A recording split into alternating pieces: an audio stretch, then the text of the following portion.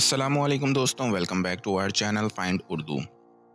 Cringe cringe का मतलब है कुछ ऐसा काम या हरकत जो देखकर या सुनकर शर्मिंदगी महसूस हो या अजीबियत का एहसास हो।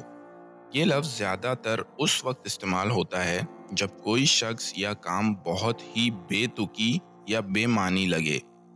मिसाल के तौर पर, अगर कोई बुज़दिली का इजहार करे या अपनी इज्जत खुद गिराए तो हम कहते हैं ये क्रिंज था। His behavior at the party was so awkward that everyone cringed. उसका पार्टी में रवैया इतना अजीब था कि सब ने शर्मिंदगी महसूस की। तो दोस्तों, ये था लफ्ज़ क्रिंज का मतलब और इस्तेमाल। उम्मीद है अब आपको समझ में आ गया होगा। मिलते हैं नेक्स्ट वीडियो में। शुक्रिया।